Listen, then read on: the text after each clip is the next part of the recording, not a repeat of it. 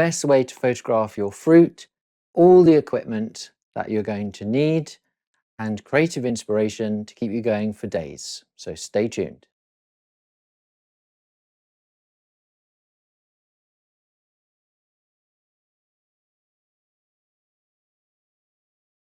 So this project was inspired by a photographer called Harold Davis, and he does beautiful flowers on transparency. And I'll show you some of his pictures on the screen. What he uses is a light box like this one. So if I just show you this, it's a very slim panel with LEDs in. And if I turn it on, okay, so you get a nice even illumination throughout the panel. Okay, so the first thing that you're going to need is some sort of light source. It doesn't have to be a light box like this. This is one that I bought for scanning film. So you could use something like this. The other option is just to get a very bright light. This is very cheap from online. I think it was £20, and it is very strong, adjustable. You can control the temperature of the light, and you can use that as well. The only thing is doesn't sit flat, so you'd have to balance it.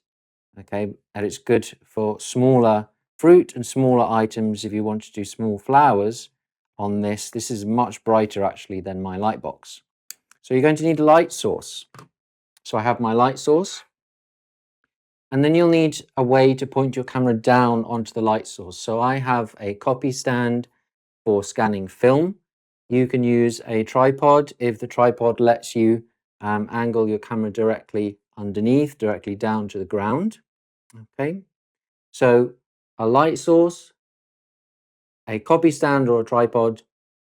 You will need something to cut your fruit, and fruit obviously I should have said. Okay, so I've got something here, tomato, and some bits to cut it with. I have a knife. So knives for fruit that are too large to perhaps cut with one of these, which is a mandolin. So for something like this, I might pass it through the mandolin and get more even slices. Okay, then it'll get more even illumination coming through the slice of fruit.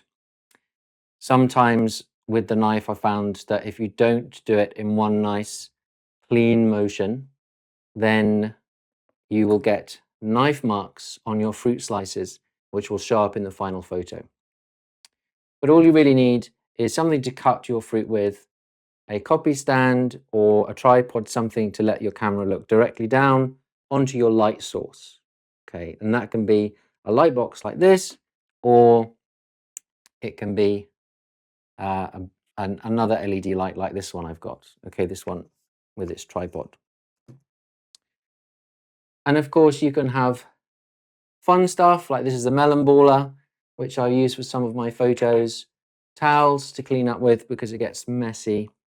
And then just briefly say that all the pictures that I've taken are either with a macro lens, if the fruit slices are small enough, or if the fruit has been too big, then I've used the zoom lens that I'm currently recording the video with, and stitched together the picture of the fruit if it's something big like a melon that doesn't fit on the light box. If you have a bigger light box, you can do bigger fruit. And then just a cloth to clean the lens with. Some fruits are messier than others.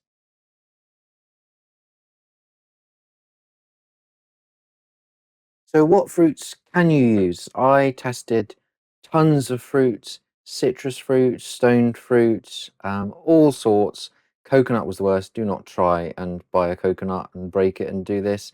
And some fruits work better than others. Citrus fruits, classic, really easy to slice, nice and thin. It helps if you chill the fruit first. Some stone fruit can work if you remove the stone. Chill and remove the stone first. Avocados, terrible, way too mushy.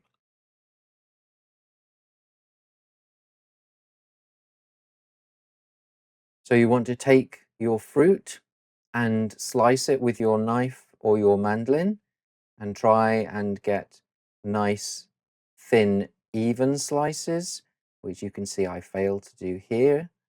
So too thick at the top, too thin at the bottom. I didn't get a whole slice.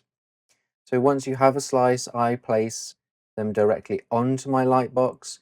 You can put a piece of paper over your light box if you're worried about it getting dirty. If your paper has any texture to it, then you might end up seeing that in the final photo, unless you're overexposing the background, so just be aware of that. And then I'm just putting my camera on the copy stand, and I've got it on a timer. So 2 seconds or 10 seconds, depending on how shaky it feels on the day. And there you go. So there's that photo of the tomato. So most of these are taken where my lens is sharpest at f9, low ISO, and then a quite long several second exposure. And one of the other things I was doing was taking pictures of whole fruit as well, which I'll get to in a second. But you can see the variety of images you can get from different fruits. That's just the outside of a rambutan. This, I think, is a nectarine, but different slices of it, one without the stone, one from the edge. Think about the way you slice your fruit, so you don't have to slice it how you would to eat it.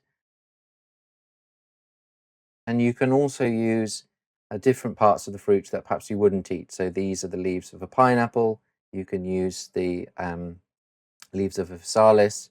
Here I've added some mint to these fruit slices to make a selection of fruit that goes in pims. So one of the other things I did was I placed the whole fruit on the light box. And I thought, well, if I've done that, then I've got an image of the fruit, and I can also have a silhouette of it. So I can take the image and make it pure black and white, and then I have this silhouette. And then I can use that as part of a guessing game so that people can guess what fruit is I've taken the image of. So here, guess the fruit. So we've got a pear. So I did a lot of fruit for this. So again, guess the fruit.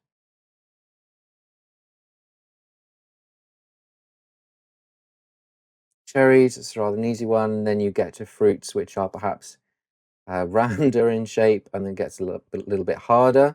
This is a stoned fruit, if that helps. So that's an apricot.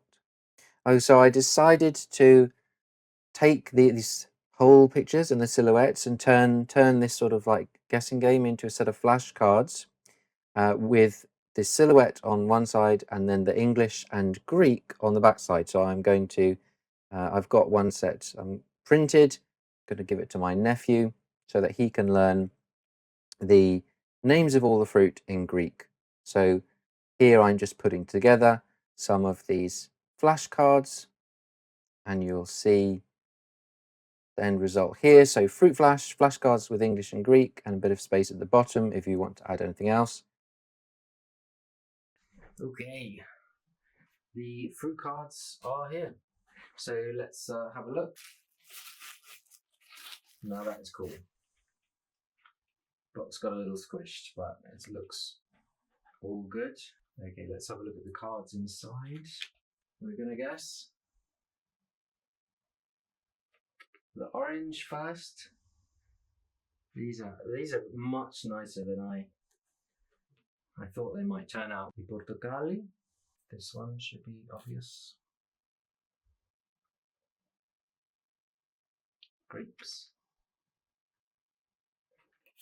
Okay, I must say I'm very pleased with these. I like having them all this way around actually and seeing all the colours of the edges of all the cards. That's pretty cool. I think that's nice. And then of course you've got all the backs have the question marks on, and they have a nice sheen to them as well. So there you go. Fruit flash. All in a nice little box. With barcode and all. Maybe that was a bit excessive, but there you go. Probably wouldn't be a me project if it wasn't. So after a bit of a flashcard distraction, I got back to doing some more lightbox photography, this time with extra bits like strawberries and cream, so you can put liquids on.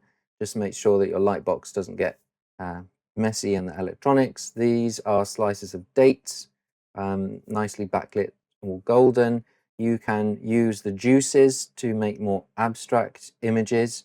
So these are pictures made with pomegranate juice, and that is probably the messiest fruit I tried, but some really cool abstracts on a cream background this time instead of a pure white background. So experiment with the other parts of the fruit that you might not normally eat.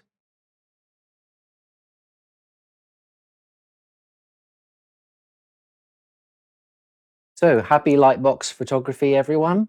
If you'd like to support me, then the Fruit Flash digital cards are available on my website. So please go and have a look at those. And that's a huge support for me. And if there's interest, I'm going to be adding extra languages, probably starting with Spanish. And stay tuned for next time. I'll be showing you how to make photograms with objects, including fruit, directly onto film. Okay, so a whole film roll, which is a single photo. So stay tuned next time for that.